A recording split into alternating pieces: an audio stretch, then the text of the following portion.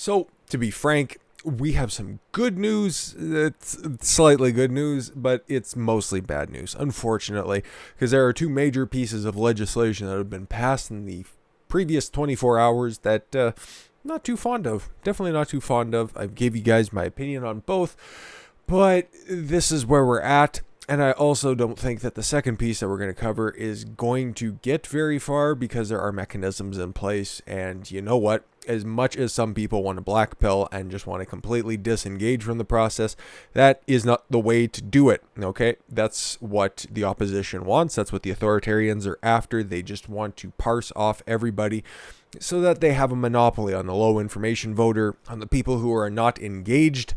I'd never mean that disparagingly. I just mean that it's the people who don't want to pay attention to this stuff and only think about politics once every 4 years. But before we get too off the rails and too esoteric, because we got some explanations to make at the end of this.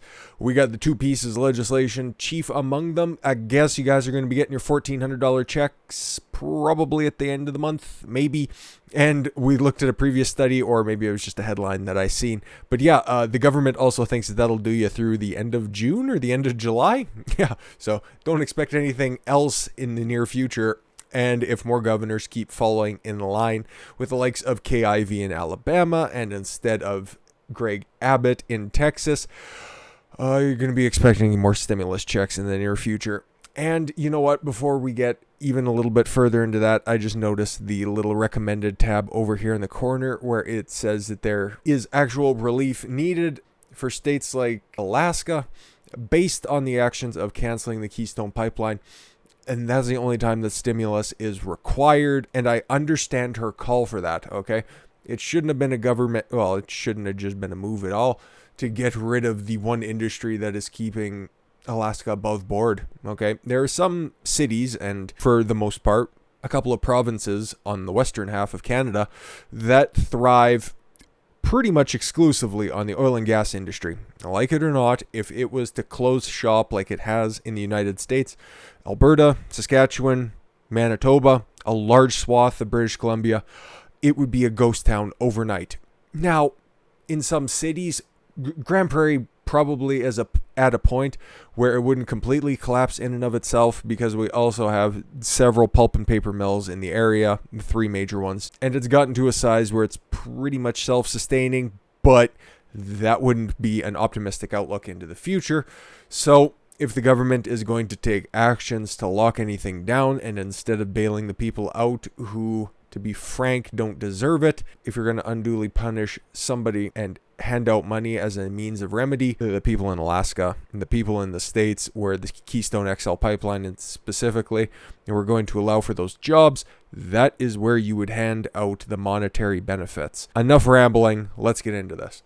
Senate advances Biden's $1.9 trillion relief package, and yes, Vice President Charm Bracelet had to cast the tie-breaking vote because this is the world we live in.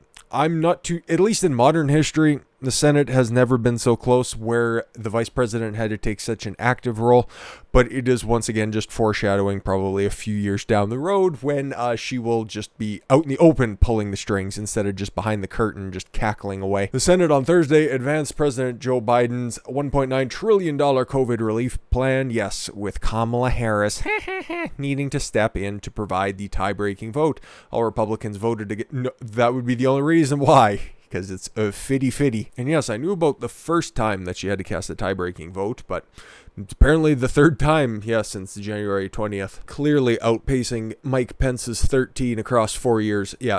Just like phone calls with international leaders, she is most assuredly going to pass that very, very soon. After the vote, Senate Majority Leader Chuck Schumer shook his head up and down and appeared to smile, but you couldn't really tell because his plastic surgery is so tight, so it was either a smile, a frown, or an indication that his diaper is dirty. Reporters in the room said he and other Senate Democrats reached an agreement with Biden about crucial details in the package earlier week. No minimum wage increase, which I like, but screaming harpies on the left are up in arms about, your normal cabal of socialists. Following the vote, Senate clerk began reading the legislation. Schumer tried to wave the reading, but Senator Ron Johnson objected, forcing a full reading of the 600-page bill. Fuck yes, more Ron Johnsons, fewer Chuck Schumers. This is looking weird. Historically, what's happened is a vote-a-rama is, I don't have exact figures, but it seems like we've always offered a couple of hundred amendments on the Republican side. You get a couple of those voted on and people tire out. I'm just setting up the process that keeps us from tiring out, he told reporters on Capitol Hill. That's what Ron Johnson said in his desire to hear 600 pages from the poor clerk who I hope had a multitude of water bottles around to stay hydrated through that reading. A vote-a-rama is a process during which the party in the minority can force on the record votes on amendments which are added to the bill if they receive a simple majority. Good. Oh, and Mitt Romney's trying to justify his position by saying that he's working on several amendments and hopefully they can get some of the Democrats' support. Yes, because you don't even have support within your own party. But at least he did the right thing and voted this thing down because it is filled to the rafters with absolute garbage and $1,400 checks for a smaller percentage of the population than what Trump was offering and supplied the first time around. So sucks to suck, I suppose. And as for the second piece of legislation, I am very sad that this is the case. But at the same time, like I said, there are also mechanisms, most importantly, the filibuster, where I don't think that this is going to get through the Senate. At least I don't think there is. And then, of course, it can go up to the Supreme Court and they can look at this and be like, states have the right to choose exactly who's going to be voting for them, so this thing is crap, it's unconstitutional, we can throw it out. But once again, that's a big if, because the Supreme Court of the United States is more concerned with what the decoration under their desk is, because they spend an awful lot of time cowering in there whenever they have a docket of cases to hear in front of them. Quite possibly, at least in modern times, the most useless branch of government right now. What have they ruled on that is of substance or has made headlines in a long time? The only one that immediately comes to mind is saying that Trump's Twitter feed was a public square of sorts and he wasn't allowed to ban anybody. That was the last time I remember them doing anything substantive. But yes, H.R. 1 election reform bill passes. One Democrat hopped over because he didn't like it. That leads me to believe that there has got to be one Democratic senator who looks at that, who is some sort of a moderate, and it's not any of the ones in Arizona. Stop it, Kirsten Sinema. Maybe it's Joe Manchin from West Virginia. But at the same time, that filibuster's just sitting there. So, hope a couple of long speeches are getting drafted up right now. The House of Representatives in the late hours of March 3rd, because guess what? Everything always gets passed in the cover of darkness, so we all woke up to this sad realization this morning. Passed a sweeping election reform bill that, if signed into law, would affect multiple aspects of the electoral process and campaign financing. H.R. 1, also called the For the People Act, and whenever it's named like something like that, guess what it means? It's there to fuck the people. That's how we're going to refer to it going forward. Passed the Democratic-controlled House by a largely party vote of 220 to 210. All Republicans voted against the bill, and they were joined by Representative Benny Thompson from Mississippi. Oh, because he looked around, he's like, oh my God, I'm from Mississippi. I can't vote for this. If I want to win re-election in 2 years, I cannot vote for this one. The only House Democrat who voted against the bill. Maybe he just had his red pill moment. The proposed legislation would need 60 votes to overcome a filibuster in the Senate. Not likely. Even those rhinos that are up there, do we want to list all 7 of them for posterity's sake? Nah, that's all right. You guys know who it is. We already talked about one earlier. President Joe Biden, a Democrat. Really? Wow, thanks, Epoch Times. I didn't know that. Has said he would sign the bill into law if it reaches his desk. Of course, because he wants to be installed forever. This is called the Fuck the People bill, and in doing so, we combat big, dark, getting spicy, special interest money in politics and amplify the voice of American people. No, it's not, Nancy Pelosi. It's all about making sure that there's a one-party rule going forward, because it removes so many wonderful things. But we'll get back to the hot takes of Nancy Pelosi, because this bitch is fucking out there. The controversial bill, which spans nearly 800 pages, would impose requirements on voting procedures across the entire country, which the federal government should not and cannot be able to do. The bill imposes new campaign finance rules, including requiring additional disclosure of campaign donors and disclaimers on political advertising. Well, at least it has one good thing in there. It also sets up new optional freedom from influence fund. I don't like where this is going.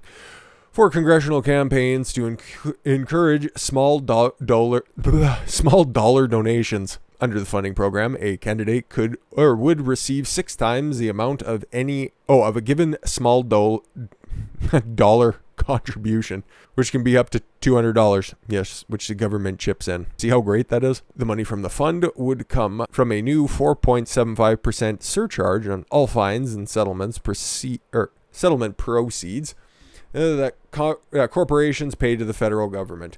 So all of the money that they would be sending to Democrats would just be cordoned off for a moment until they make small fines up to, $200, and then they have $1,200 just plopped in there because they're just such good people. You can already see how this is very exploitable. The bill furthermore restructures the FEC, the Federal Elections Commission, as a partisan majority rule campaign regulatory agency. Oh, no.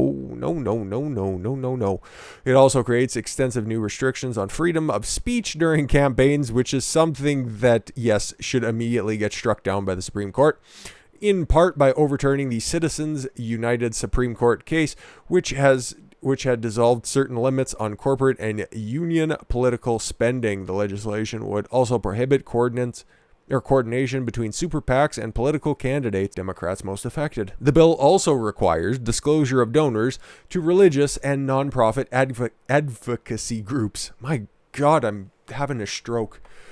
And enables incumbent congressmen and their challengers to receive a salary of campaign funds. See how wonderful this is? It's amazing what you can hide in 800 pages. And if you think every member of the House read this before voting on it, I got some swampland in Arizona for sale. Among multiple provisions regarding voting, it would force states to implement a minimum of 15 days of early voting, offer mail-in ballots, yes, whether you like it or not, facilitate online voter registration, oh, that can't be fucked with, and allow no excuse absentee balloting. Ugh, man, all of these provisions really read like a communist's wet dream. But yeah, it continues to go on to be just terrible. Also, yeah, just getting rid of voter ID because that's more racism, I suppose, because apparently, according to Democrats, minorities are too stupid and incapable of getting, a driver's license, a state ID, and show it in order to vote because for just about 300 years at this point, that's been far too cumbersome.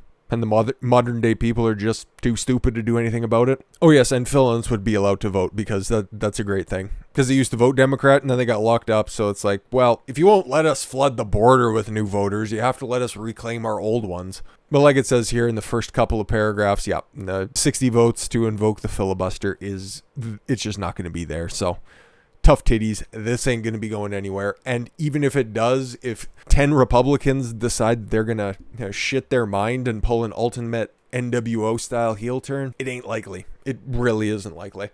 And I said that we'd get back to Nancy Pelosi's hot takes, and Nancy Pelosi praises H.R. 1 as a means to curb misinformation on climate change and gun control. H.R. 1, the one that's about voter reform and campaign finance reform, climate change, gun control. Good morning, Sunday morning. Perfect picture. Breitbart's been right on top of the greatest pictures for their articles today. It's spectacular. House dunce. Pelosi on Thursday celebrated the House passing H.R. 1, which the GOP warns will federalize state elections. Duh. And lead to greater distrust in the U.S. election system, a super duh, branding it as curbing misinformation on Democrat priorities such as climate change and gun control. Fucking what? We gotta get to the bottom of this. We are so pleased with the actions taken by the House of Representatives last night. It wasn't so controversial. Why didn't you just pass it during the day, when normal people do things, instead of like Dracula when the fucking sun goes down, stating, "Oh, giant step for democracy." These people live in alternate dimensions, which would explain why she thinks that face is presentable so often in front of the camera. H.R. 1, fuck the people. The first 300 pages were written by John Lewis to remove voter suppression. Oh, okay, I see why we have to pass it, because if you don't, you're racist. Suppression tactics from our political system. Some of the rest of it was written to protest the integrity of our electoral system. The physical infrastructure of our elections, Pelosi said. Yeah, sure, that's exactly the opposite of what it intends to do. We just read through everything that it was going to undermine. Countless Republicans have warned against H.R. 1 due to the impact it would have on states and the primary role in conducting federal elections, the House and the Senate, and the presidential elections Yes, 20 state attorney generals sent a letter to the House and Senate leadership prior to the measures passing, highlighting the bill's many vulnerabilities and constitutional red flags. But according to Pelosi, what's exciting is it restores confidence that people will have their vote and their voice is as important as anyone's. Yes, we can address the climate crisis. A big, dark, special interest money is not suffocating the airwaves with misinformation about how to protect the planet. So the way to remove special interest money is to replace it with federal funding for political campaigns, I guess. Or it's also like everything can easily be explained away by just saying it causes climate change. Well, where's your science on that one? Climate change. Don't you see it's getting hotter? Well, actually, we got like 1.5 feet of snow over the past couple of 2 days, and I don't know about... No, it's climate change, see? You can all just hand wave it away with the 2 words that really mean nothing because you can constantly change the definition of it. All right, yeah, but that's getting rid of the big, dark, special interests. But she also invokes that again. Yes, we can have background checks passed in the whole Congress of the United States to protect our children if big, dark. I think something Freudian's starting to come to the surface with Pelosi here. Gun lobbying money is not suffocating the airwaves. Yes, she just wants to get rid of those big, dark, scary rifles. And yes, we can have a lower cost of prescription drugs. Oh, that's not the case with insulin right now. The list goes on and on. We can build back better for people in every zip code, as we said in our caucus yesterday. Was that a big, dark, special caucus? The one that was conducted at fucking midnight? You ghoul. So yeah, Nancy Pelosi is 80 years old, okay? She obviously gets tracked, or rather stuck in a one track when she's going through her statements off the cuff, okay? She gets wildly emotional whenever she's up at a podium without a teleprompter, and she goes fucking buck wild. And as you can see here, she was using the same rhetoric over and over again, saying a lot without actually accomplishing anything, and totally missing the point of H.R. 1, which is campaign finance reform, and solidifying the 2020 election as the standard bearer moving forward. Now, why would you want to do that? Okay, they're questions, unanswered questions that are still lingering about from there. So why would you want to not answer those questions and just want to pledge forward? Oh, I forgot. It's the most safe and secure election of all time. Then why is there a new election being called after 78% of mail-in ballots found invalid and the notary was arrested? Huh. A Mississippi judge ordered a new runoff election for a local election in Aberdeen after more than 3/4 of the absentee ballots cast in June Democratic runoff election were found to be invalid, while a notary involved in the election was arrested. Judge Jeff Weil, in a 64-page order, said that there was evidence of fraud and criminal activity in how absentee ballots were handled, how they were counted, and the action from individuals at polling places during the runoff election held in Aberdeen, Mississippi. As a result, a new runoff election for Ward 1 alderman seat is necessary, reported WCBI.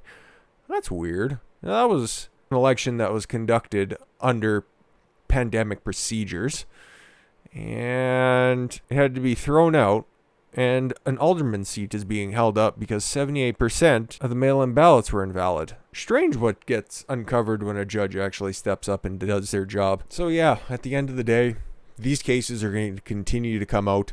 There will be more litigation into the future. There will be more proper legislation at the state level to make sure that the elections going forward are not going to be the same kind of shit show that they were before. And H.R. 1, once it hits the Senate, is dead on arrival. So don't get too down about it. I've thought this one from the beginning. The Senate will put up with a lot, needless spending, chief among them. But when it comes to something this public, something that at least half the population has questions and concerns over, they tend to stand up for the Constitution. So once this hits the Senate, I'll be reporting on it. Hopefully it's being talked about for hours and hours and hours and hours, and we'll cover it when that happens. With that said, guys, I thank you all very much for the gift of your time. I've been Don Consuelo. I want you to follow your gut and get after it. Take care, everyone.